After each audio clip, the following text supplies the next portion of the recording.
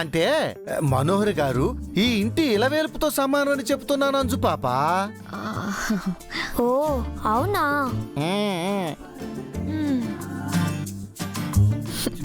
నాకు అంత పెద్ద గౌరవం అక్కర్లేదు రాతోడు. అమ్మ కోరుకున్నట్టు ఆ పాపని ఇంటికి చేరిస్తే నాకు అంతే చాలు.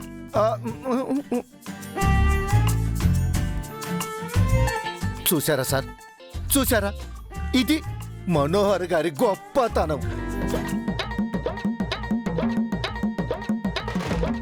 ఒప్పుకోండి సార్, మనోహర్ గారి ఆఖరి కోరిక తీర్చండి సార్. ఆఖరి కోరిక? మనోహరి అంటే చనిపోతుందా రాథోడ్?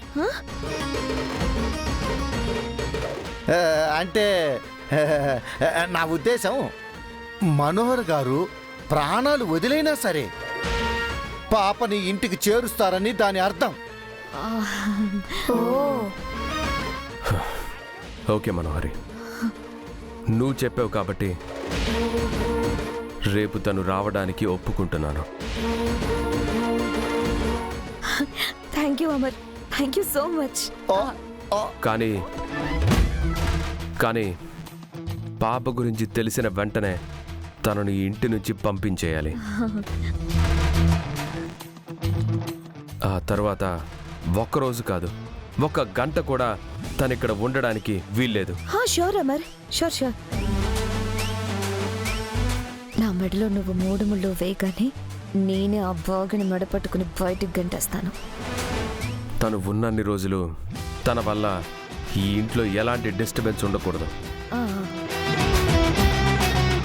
నా డిసిప్లిన్ సంగతి నీకు తెలుసు కదా? తెలుసా మరి. నువ్వు వెళ్ళి రెస్ట్ తీసుకో, నేను చూసుకుంటాను.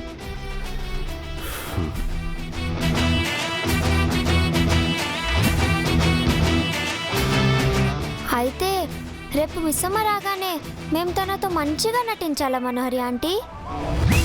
అవునంజు, తన మీద మాకు అస్సలు కోపం లేనట్టు, తనని మేము ఇంకా ఇష్టపడుతున్నట్టు యాక్ట్ చేయాలా ఆంటీ?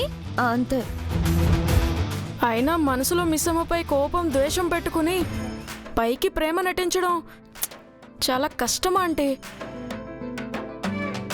ఆంటీ, మీకోసం, మా చెల్లి కోసం మేము నటిస్తాం ఆంటీ. మీరు చెప్పినట్టు చేస్తాం.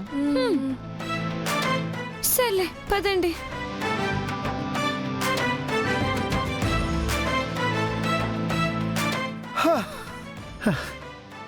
ఇట్స్ ఆల్ రైట్ మనోహర్ గారు.